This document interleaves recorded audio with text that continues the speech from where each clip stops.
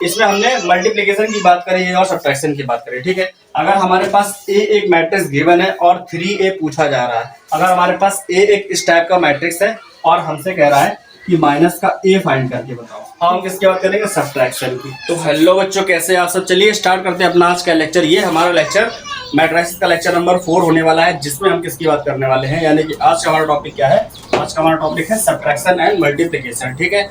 आज के इस लेक्चर में हम लोग यही पढ़ने वाले हैं, ठीक। अब इसमें देखो क्या है, इसमें हमने मल्टीप्लिकेशन की बात करी है और सब्ट्रैक्शन की बात करी, ठीक है। अब आपको लग रहा होगा कि अभी हमने एडिशन पढ़ा हुआ है तो उसके बाद हम सब्ट्रैक्शन की ही बात करेंगे, लेकिन ऐसा नहीं है, ठीक है। यानी कि आज हम सबसे पहले पढ़ेंगे क्या? आज हम पहले पढ़ने वाले हैं मल्टीप्लिकेशन, उसके बाद हम बात करेंगे सब्ट्रैक्शन की, ठीक है। वो क्यों है उसका रीजन अभी आपको पता चल जाएगा, ठीक है।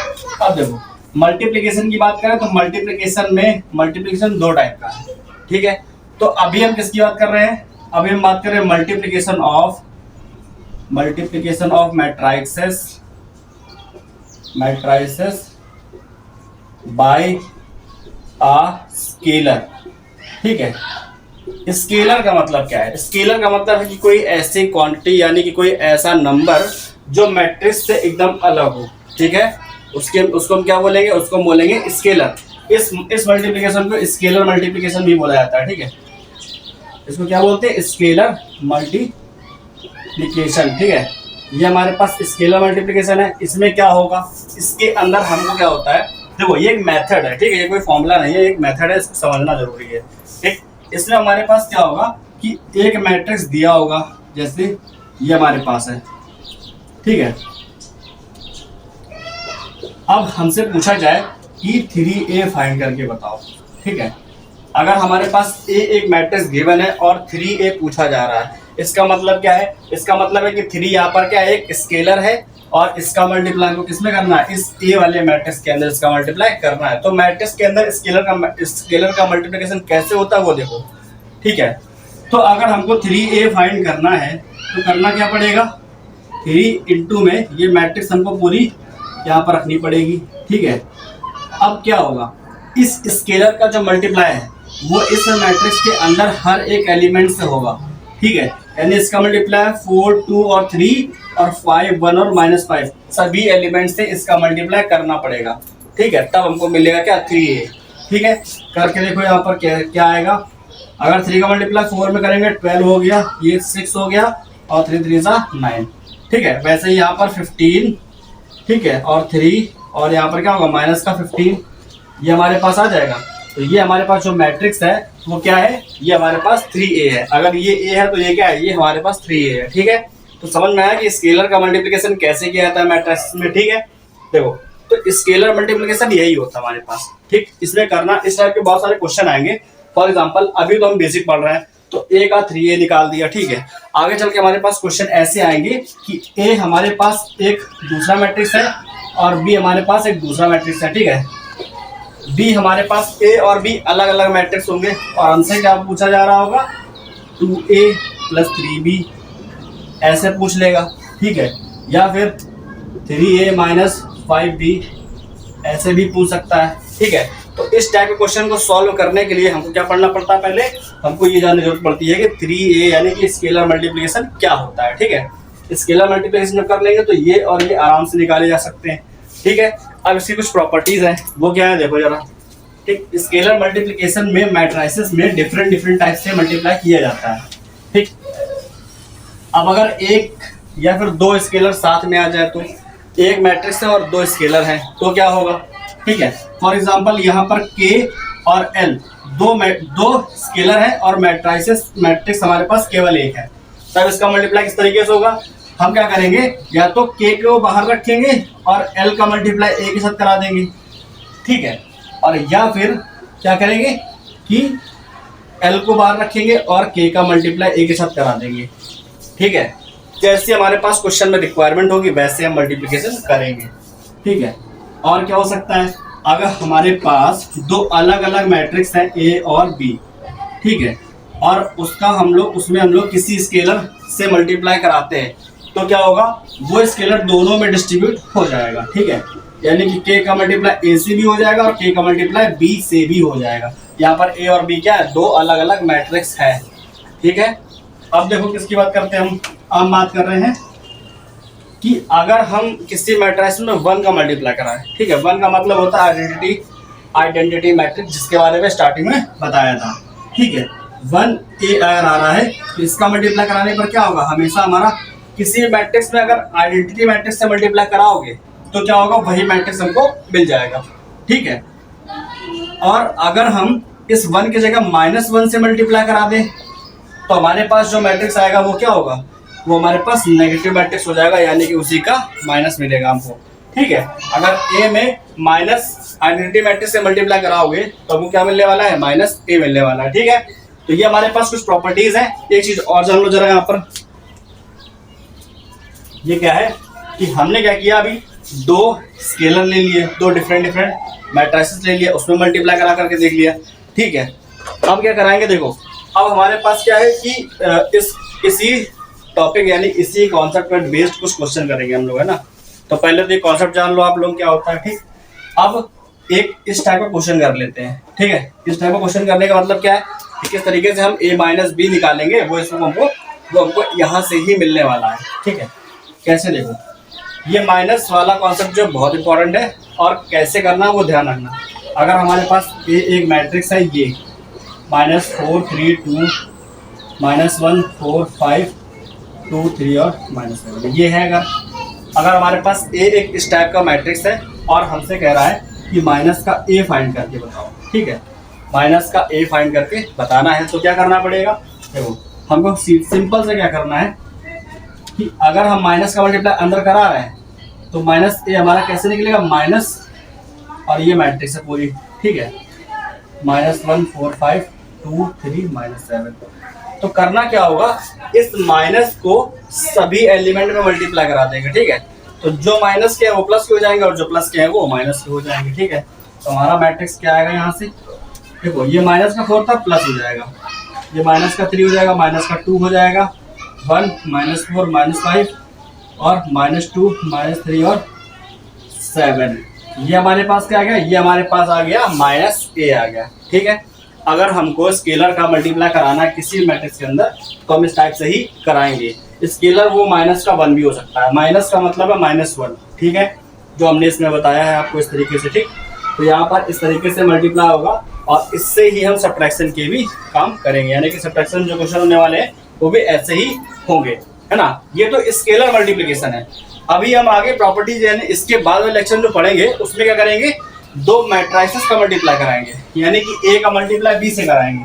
जैसे अभी A और B अलग अलग मैट्रिक्स हैं, इसमें हम स्केलर से मल्टीप्लाई करा रहे हैं, लेकिन आगे चल के क्या होगा कि A का मल्टीप्लाई B से होगा, ठीक है। तो वो टॉपिक अलग है और ये स्केलर मल्टीप्लिकेशन है, तो स्केलर में स्केलर की बात करेंगे, ठीक है। इस पर डिपेंड काफी सारे क्वेश्चंस भी आते हैं, वो आप लोगों को कराएंगे इसी के अगले लेक्चर में या फिर इसी लेक्चर में, ठीक है। इसके अगले लेक्चर में क्वेश्चंस का एक लेक्चर बनाएंगे जिसमें हम केवल क्वेश्चन सॉल्व करेंगे पेन पेपर पर, ठीक है। काफी सारे क्वेश्चन करेंगे, 10 से 15 क्वेश्चन करेंगे, स्केलर के भी करेंगे, एडिशन के करेंगे, सब्ट्रैक्शन के करेंगे, और अभी तक जो कुछ भी पढ़ा है, ठीक है, जो फर्स्ट एंड सेकंड लेक्चर में पढ़ा था हम लोगों ने, जिसमें हम लोग बता रहे थे कि मैट्रिक्स कितने टाइप के होते हैं, ठीक है। तो ये आइडेंटिफाई करने वाले भी क्वेश्चंस आते हैं, ठीक। तो हमारे बुक में जितने भी क्वेश्चन होंगे, जिस टाइप के भी क्वेश्चन होंगे, वो सारे टाइप के क्वेश्चन लोग पढ़ने वाले हैं, ठीक है। बस एक कॉन्सेप्ट समझते चलो, कॉन्सेप्ट क्या है, कॉन्सेप्ट एकदम क्लियर रखना, ठीक है। अब हमारे पास क्या है, ये तो क्लियर हो गया कि यहाँ से मल्टीप्लाई कैसे किया जाता है, मल्टीप्लिकेशन हमारा क्लियर हो गया, है ना। अब इसका यूज हम लोग किसमें करने वाले, स्केलर मल्टीप्लिकेशन का सबसे ज्यादा यूज होता है एडिशन और सब्ट्रैक्शन में। किसमें यूज होता है, एडिशन और सब्ट्रैक्शन वाले क्वेश्चन में, ठीक है। तो अब बात करेंगे सब्ट्रैक्शन की, इसको भी हटा देते हैं फिर तो, ठीक है। अब हम क्या करेंगे, इसको भी हटा देंगे, ठीक है। अब देखो, अब हम किसकी बात करेंगे, सब्ट्रैक्शन की। सब्ट्रैक्शन की बात कर लेते हैं, मल्टीप्लिकेशन समझ में आ गया ना। अब देखो सब्ट्रैक्शन क्या होता है, सब्ट्रैक्शन ऑफ 2 मैट्रिसेस, ठीक है, सब्ट्रैक्शन ऑफ 2 मैट्रिसेस। यहाँ पर हम क्या करने वाले, अब हम सब्ट्रैक्शन कब कर सकते हैं, जैसे एडिशन की कुछ प्रॉपर्टी थी वैसे ही सब्ट्रैक्शन की कुछ प्रॉपर्टी है, यानी कि कुछ खास बातें हैं जो हमको ध्यान रखनी है कि ये इसमें लागू होनी चाहिए, ठीक है। तो देखो हमारे पास क्या है कि अगर हम बात कर रहे हैं 2 अलग अलग मैट्रिक्स, क्योंकि हम लोग 2 अलग अलग मैट्रिसेस को ही ऐड करेंगे या फिर सब्ट्रैक्ट करेंगे, ठीक है।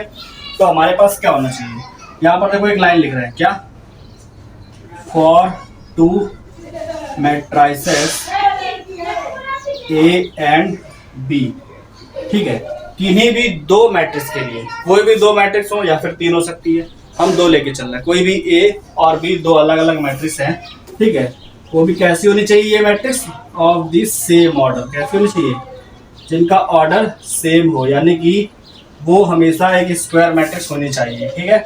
ऑर्डर का मतलब होता है 3x3, 4x4, 2x2 इस टाइप की होनी चाहिए। अगर ए मैट्रिक्स हमारी 2x3 ऑर्डर की है, ठीक है, तो बी भी हमारी 2x3 की ही होनी चाहिए, ठीक है। ये हमेशा के लिए क्लियर नहीं है कि हमेशा ये हमारे पास स्क्वायर मैट्रिक्स हो, बस दोनों का ऑर्डर सेम होना चाहिए, ठीक है। अगर ये 1x3 की है तो ये भी 1x3 की होनी चाहिए, ये 2x4 है तो ये भी 2x4 ऑर्डर की मैट्रिक्स होनी चाहिए, ठीक है। तो सब्ट्रैक्शन हमारा इस पर बेस होता है, ठीक।